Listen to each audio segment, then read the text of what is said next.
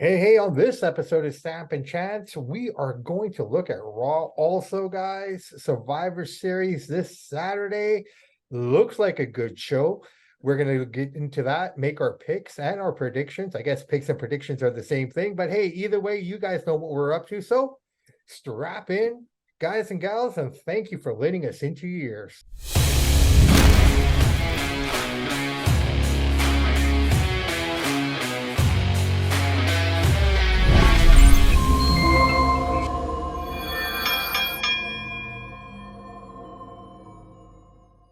Hey, everybody, welcome back to another action-packed episode of Samp&Chance. I'm your host, Samson. That's my man with the master plan, Mr. Chance Michaels. Chance, how are you, buddy? Doing good. How about yourself? Can't complain, man. Happy Tuesday. An exciting week for our show, for us. So yeah, man. We'll spill the beans on it a little bit later, I guess. But other than that, my friend, how was Monday night all for you? Was half decent. Yeah, it was good. A couple surprises. Good Raw before Survivor Series. No SmackDown matches announced yet. I'm sure we'll find that out on Friday, but it's looking like a good Survivor Series. They're building some really good hype for it. I thought it was a pretty decent Raw. What about yourself? Yeah, I know. I mean, for a go home show, it did really, really well, in my opinion. They gave perfect time for a lot of these matches to build and percolate and, just kind of age with goodness, man. So, I mean, I'm excited for the Saturday show. I'm excited for what we're Yeah. about to get. I was disappointed with the ending, to be honest. I get it, but this is the problem with technology, brother, man. Nothing can be a secret anymore. You know what I mean? But let's get into it, man. Monday Night Raw opens up with Drew McIntyre already in the ring, explaining himself. Full heel turn, I think, is done. I just can't, I don't It's know. here. Yeah. It's him. This is who he is. He states that, basically that I am still the same person I always was. Nothing's changed that way. But this hatred for Jey Uso, man, it's going to cost Well, him a that's the thing. You pussy. know he's a heel when you're blaming other people and making excuses. You're the heel. Yeah, no, 100%. But it's hard to argue with his side because you look at Jey Uso and you think about it. For the last 3 years, he's caused a lot of problems. He has And for him. and Drew's not wrong in saying that, hey, look, you know what? Because of you, I lost the title, which he had It's won, true. Yeah. right? But lest us forget, it wasn't Jey Uso who cost him the title. Who was it, Jimmy? No, it wasn't even Jimmy. They weren't even there. It So was what's the he talking about emergence then? of Solo Sakai. Solo came out that match. So why is he blaming Jay? This blaming the bloodline, I guess He's he means. blaming the bloodline, and the only person that he can reach is Jay, right? But if you go back, now correct me if I'm wrong, listeners. Correct me if I'm wrong, Mr. Michaels. I haven't watched the show back, but I do recall that it was Solo who came out and attacked him, It was. Yeah, you're right. right? So it has nothing to do with Jay costing him it. But I guess, you know, being a part of the bloodline, being a part of that faction, yeah, Jay has done his share of costing people that title. To be fair, I mean, Roman's really has, I mean, maybe a handful of clean wins since he's gone heel. Other than that, every victory has been at the cost of someone, Yeah, that's true. right? So here we go, man. So he comes out, he explains himself, and basically we are now at a point where all the guys are out in the ring and everything is everything. And Adam Pierce, man, he's showing some character. You got to be happy with him. Finally. Holy cow. Do you like what he's doing now? Do you like the Better than edginess? what anything. He can only go one way, and that's up. Well, is he going up in your opinion? He's going up. Yes, he's going up. He did good yesterday. Right? And he's been good for a while, like last 3 weeks. Ever since he's just being committed to Raw, you can see that he's allowing that character to develop now, which is kind of cool.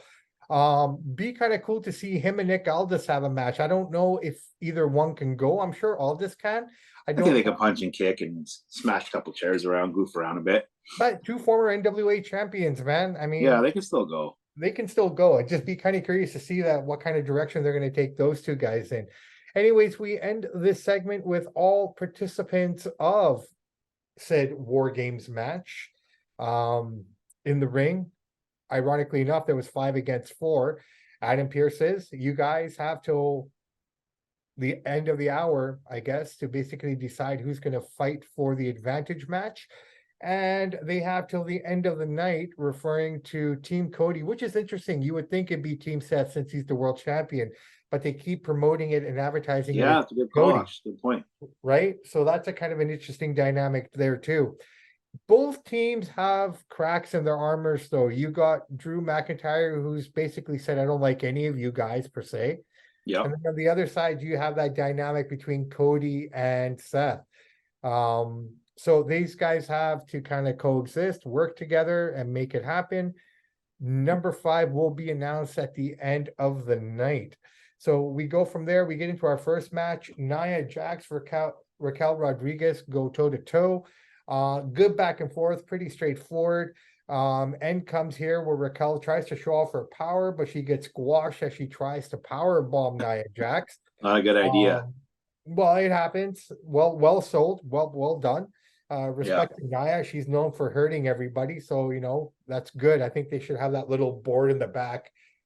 So many days without incident in regards to Nia Jax. She wins. Did you think that was the right victory? The good Yeah, call absolutely. there? Yeah. When Nia Jax hits you with that bonsai drop, you ain't getting up from that, man. So yeah, I you got to keep her strong. She's big. She's strong. She just came back, so I totally agree with that booking there, 100%. All right, so Judgment Day now with Drew McIntyre to chat about the advantage match. McIntyre and Damian Priest go back and forth, and Priest says, hey, as the captain of the team, if you want to go ahead and have the match, go ahead. So now we know that McIntyre is going to be one half of it. Let's just skip to it. We know Jay's going to be the other half. So the main event for tonight's Raw will be Jay versus Drew to determine who has the advantage in War Games. All right, we come back and they put on a big package for the women's War Games match, because Becky's on the team. Now, here's something I thought about. Wouldn't it have made more sense to probably put Jade Cargill in that side? But what have? Yeah, I'm not sure Becky why they Lynch, didn't do that. What the thought process is on that. right? But I agree with you on that. I was thinking the same thing. I thought about it while I was watching. I'm like, why would you put Becky in there? She's got this wicked program that she has with Zaya. That could have been a match on Survivor Series.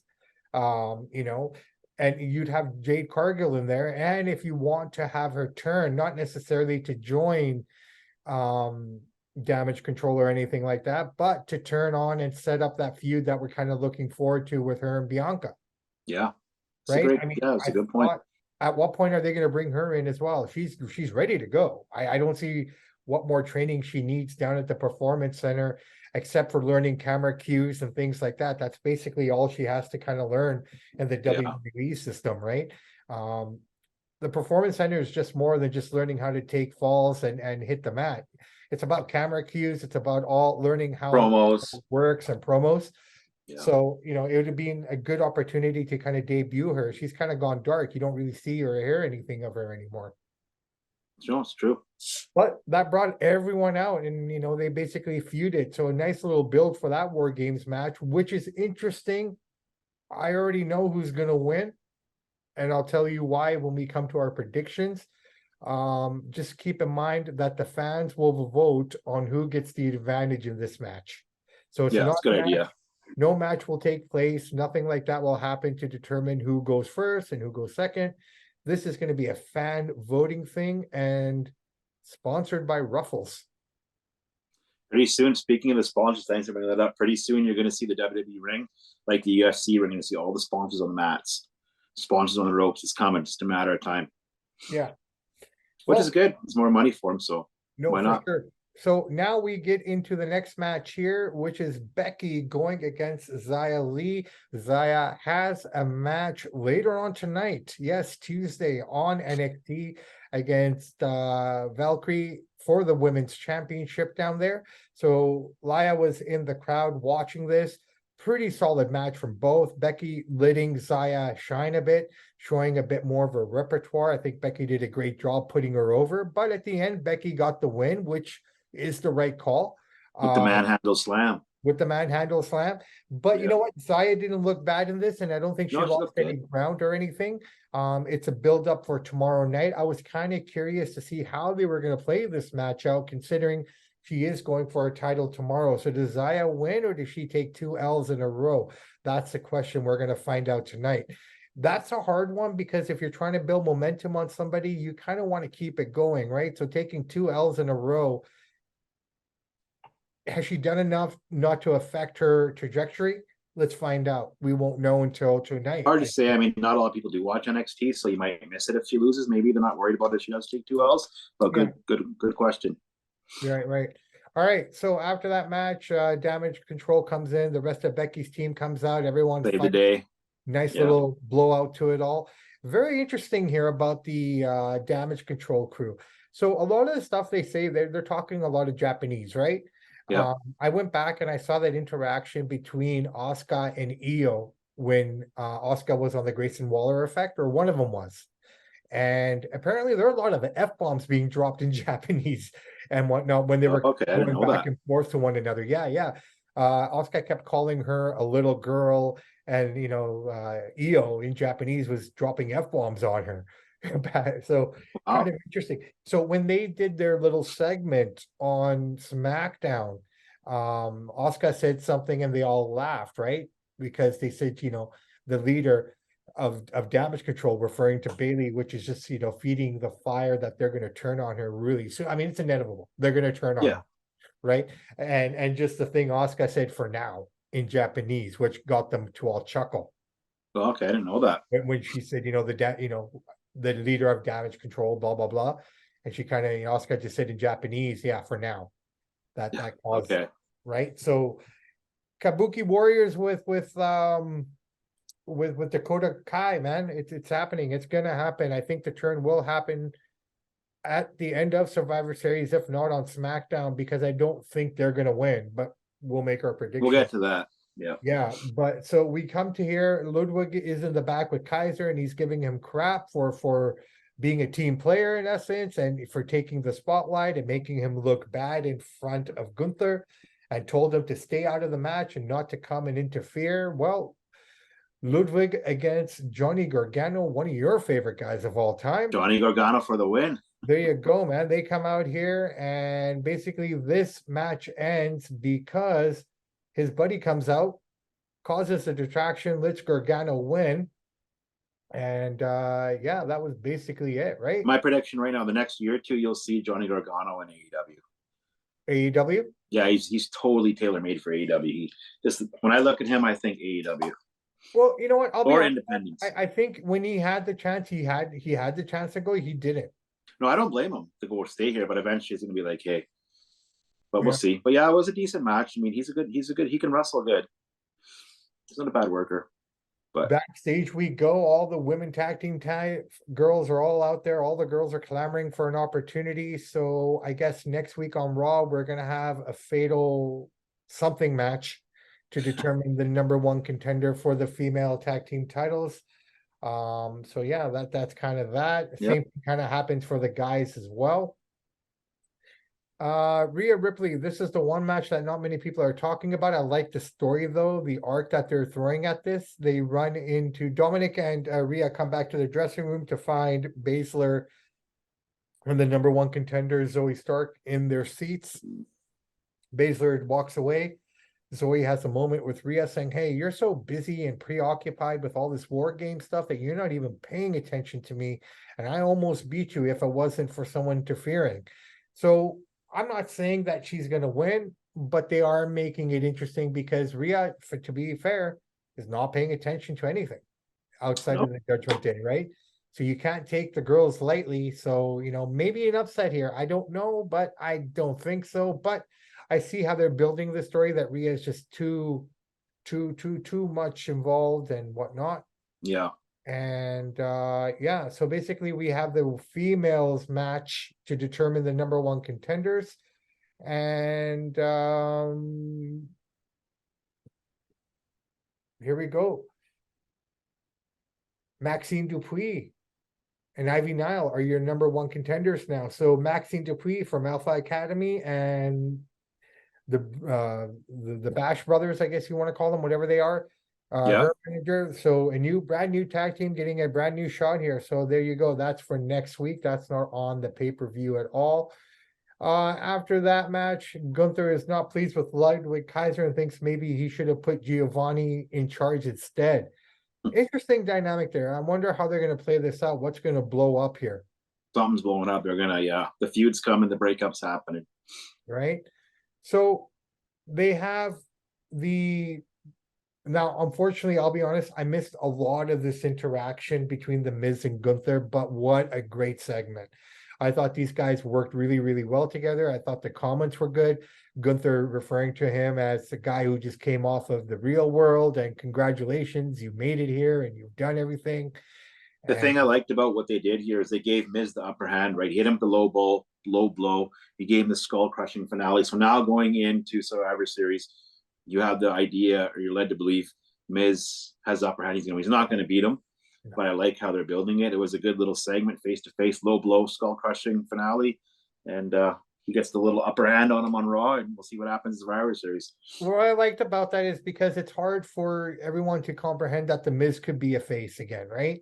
So Yeah, this is the best way to do it, in my opinion. I mean, here you are, you are going in with the cheers, you are going in with the fans on your side, yep, but kind of MJF, like, still, I can still be a bad guy, yeah. right? He's With got the the low hype, the blow, momentum and now by doing a skull crushing finale and leaving Gunther in the ring. So yeah. should be a good match, though. I'm looking forward to that match. No, for sure. Now, I don't know where they're going with these guys, but Shinsuke Nakamura and Chad Gable have a match. Pretty straightforward. Chad put in a lot of good work here. Didn't make it easy for Shinsuke. Shinsuke walks away with the victory at I the think end. it's just a filler match. I don't think it's really going anywhere. I think it's just giving them, keeping them on TV, keeping them out there, and just kind of having a match. Yeah, no, for sure. So here we go. Main event time. Jay Uso, Drew McIntyre. Pretty solid match. These guys basically went a good 25 minutes in this It was match. really good match. Solid match. Both guys worked really, really well together. I don't think Drew gets enough credit for what he's capable of in that ring with anybody. For a big man, he can move. For a big Oh man, he can yeah, fly. He's off of his feet. He's light on his feet. Um, I mean, Drew, I still feel he got the short end of the stick during during the pandemic and everything. I don't mm. feel that he got the right opportunity afterwards, to be fair. I think they should have let him walk with the title a little bit with the crowd and everything. I can see the bitterness and everything. I get it and all that. But at the end of the day, I thought the I thought the match, the way it ended, was kind of quick. Like, with the DTT, that's just Yep. one of his moves. It's never been a finisher per se.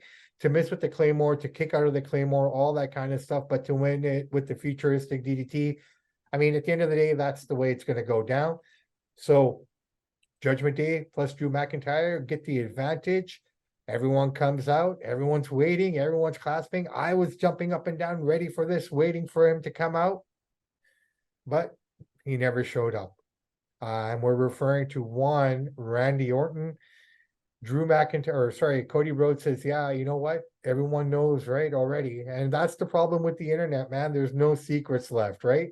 So I think I didn't like it, but in thinking about it now, I Oh, realized I that, loved it. well, no, I We liked can't, it. you can't give the fans everything, man. You got to Well, wait this is where I'm sometimes. gonna, Tune in. this is where I'm going with it. At first, I was a little disappointed because I was so excited to see Randy come out, just kind of put that explanation on it and everything. But having some time to sleep on it, think about it, and kind of let it percolate a little bit, I realized you're right, man. I have to agree with you. I think that was the best move. I call that the punishment for the internet trolls for wrecking it for everyone. And No, that's I it. don't think it's that. I just think it's some brilliant booking. They gave us everything. They gave away pay-per-view matches all the time on Raw and SmackDown. Now it's like, wait a minute. You want to see Orton? Remember, this is with TKO now. This is a whole other bigger level, bigger stage. You want to see Orton? Either buy the pay-per-view or order the network and watch it. You're gonna have to wait. We can't give you everything all the time for free in a freeloading society. So I thought it was brilliant booking. Actually, don't get me wrong. I would like to have seen him too, but great job of how they did that. Now you got to watch the Series to see them. Reloading society. I love it, brother, man. I love it. Which is true. You're not wrong. Well So done. It's one of the best booking things I've seen him doing a little bit on Raw. It's really smart. Everybody's pumped up, like he said, here's coming, he comes, and he doesn't come. Oh crap!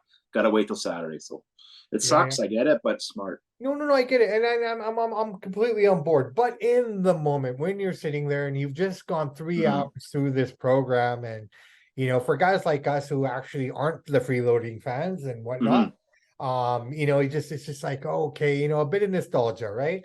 Yep. Just to hear that pop, just to hear that crack, and to see him come out, that was just kind of something that we were kind of interested in. But hey, it didn't happen, and Yep. that's fine. We're gonna see him on Saturday night. I'll probably see him Sunday morning. We'll get into that a little bit more, but you know what? The reality is, here we are. Survivor Series is ready to roll. I think we pretty much know most of the card, and There'll be another SmackDown match or something added to it. There has to be. well, I You mean, think one, two, there's 5 matches. Yeah, that might be it. but you got to figure with the two war game matches, those are An two hour big almost. matches at least, right? What is it? Every 5 minutes, every 2 minutes, someone else comes into the ring. Yeah. It's just kind of like I'm just Yeah, this bringing. could be the full card. They might have one more match, but yeah, it might be it. Well, let's find out. Like I said, 5 matches. well, we are looking at basically the men's war game match. So should we get into it right now? Make our Yeah, let's do it. prediction. All right. So the men's war game match: Randy Orton, Cody Rhodes, Seth Rollins, Jey Uso, and Sami Zayn versus Drew McIntyre and the Judgment Day. Damian Priest, Finn Balor, Dominic Mysterio, and JD McDonough. Um,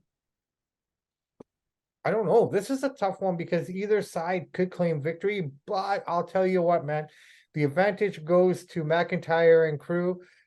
I think we're gonna end up seeing Team Cody win this, man. That's my take on it. Yeah, I agree with you. Team Cody has this is a stronger team. And when you throw in JD McDonough and Dominic, you have to give the advantage to the other team, right? Should be a good match. Like I definitely agree that Team Cody, man, I think all the way here. I mean, you're right, it could go either way, but just bringing back Orton like that, how they're bringing him back, there's got to be some sort of surprise in Survivor Series. I don't know what it's going to be, but I'm with you, Team Cody here. No, for sure.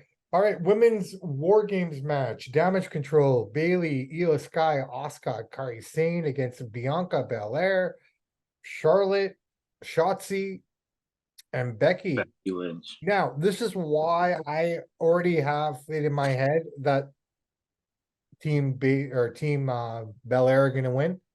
Very simple reason. This match will be sponsored by Ruffles. Yeah, Now, anytime.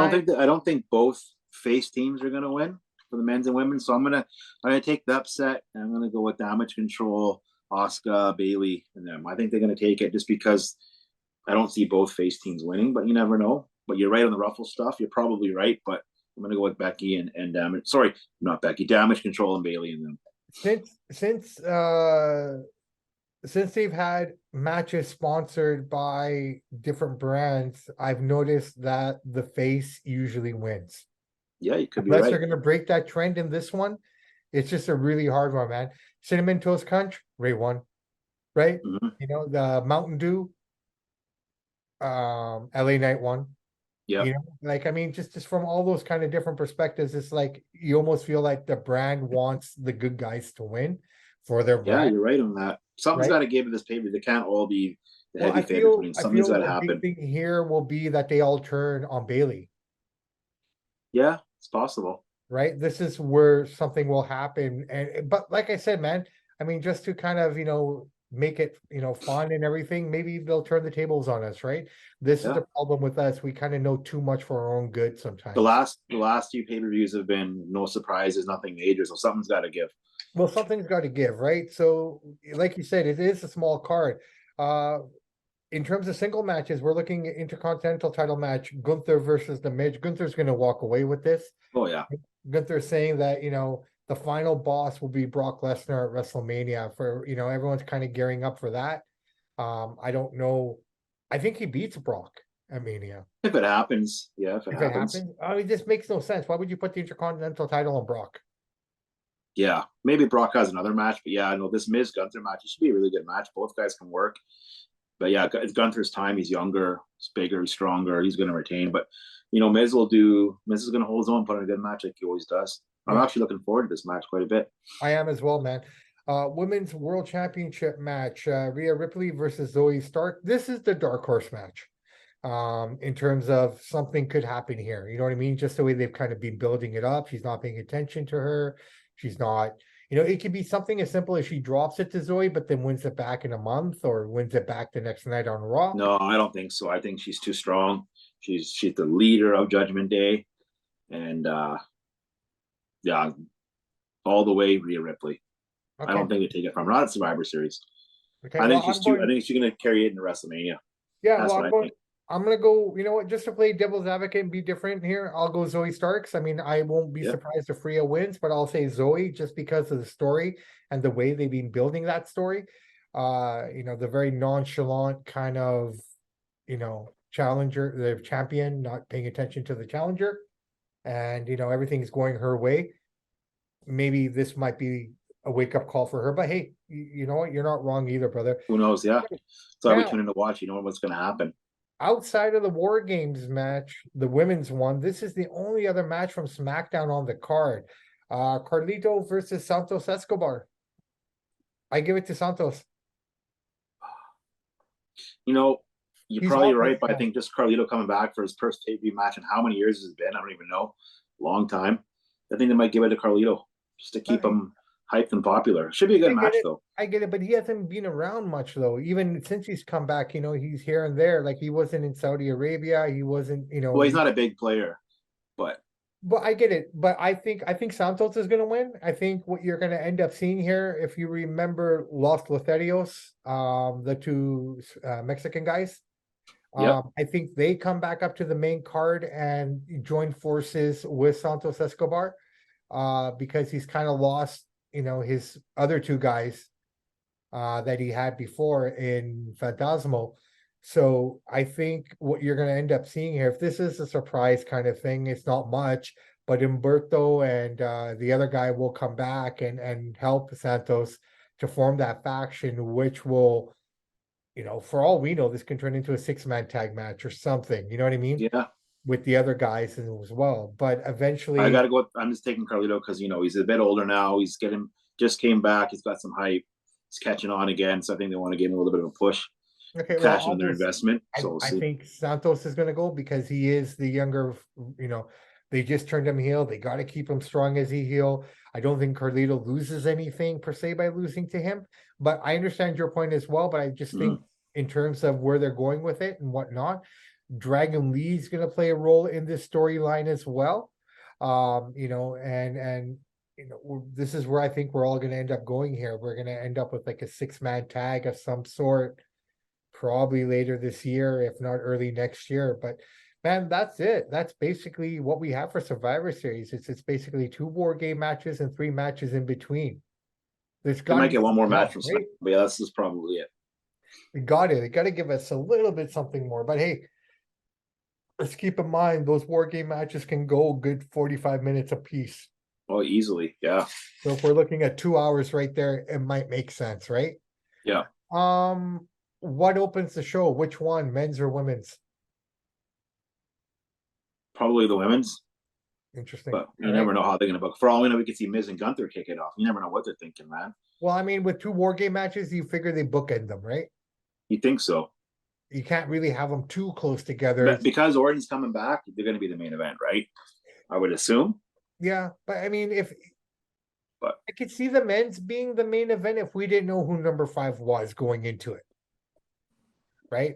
And all 4 guys are in the cage and they're still saying, we don't know who number 5 is. Who is number 5? And then at the very last minute, Randy comes out. That's, where I would think it would work best.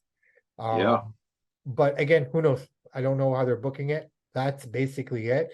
So yeah, dude, that's the show, man. That's Raw. We got one SmackDown to go. I don't know what they're gonna do there, what we're gonna get for it. But we'll find out, and I guess we'll have maybe one more match, like you're saying. So until possibly. then, Yeah. I think that's basically. I think we covered it all. Yeah, we nailed it all. Yeah, we're up to We date. nailed it. So, brother, you got a top 5? Yeah, since he's coming back this Saturday, what are your top 5 favorite Randy Orton matches of all time? Top 5 Randy Orton matches of all time. I would have to say the one against Chris Benoit when he won the first title. That was always good to see. At that time, the youngest world champion. Um, Top 5 Randy Orton matches. Anything he did with John Cena was great. Okay, I liked all those matches. The match that he had with no, that was never a good match. The Punjabi prison match that he Yeah. had with Great Khali, that was horrible. That should not be on anybody's list. The feud that he had with Triple H was amazing. I'm making reference to where he I guess kicked Stephanie in the head and everything that led up to that match. Yeah. And last but not least, him and the Undertaker, the casket match always stands out for me. When Yeah. he was It's a lot of good matches, Randy. Yeah. He's a good worker. top of the line, man. And who knows, man? We keep talking about John Cena being the guy to become, the most world titles. It might just be him. Who knows?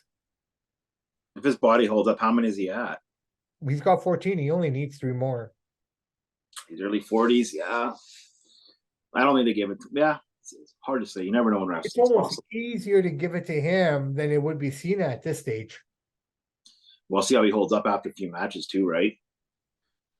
But I guess the we'll thing find is, out. Orton's never had the popularity of John Cena or Ric Flair. He's a top guy, but he's never been that huge, like selling a bunch of shirts and selling arenas like John Cena and Flair and Hogan guys. That's what kind of hurts him a little bit. Yeah. Not denying his work; he's as good a worker I as just don't anybody. see how they fit Cena in now. You know what I mean? Because he's gone back to Hollywood. He's not going to have any time.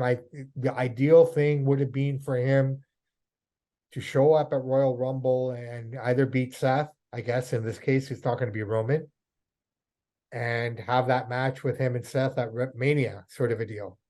And Maybe Seth maybe the Ari back. and Vinny don't even care about this belt record. They just let it die off. Let Flair do But his see, this AEW is thing. the Hard to thing. say. This is the thing. They do care because Vinny doesn't like anyone taking records their records if you're still active. Then if that's the case, John Cena will get the belt somehow, some way.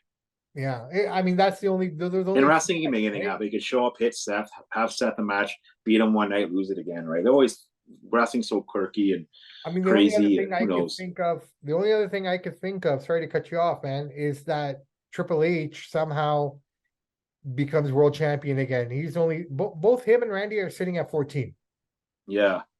and John sitting at 16, tied with Flair. Vinny's a spiteful guy. He doesn't want to have his son-in-law get that record. He'll give it to anybody. You know Vinny is. He has to be like, hey, you never quite got there. You weren't quite good. You know how Vinny is. But who knows in wrestling, man? Who knows?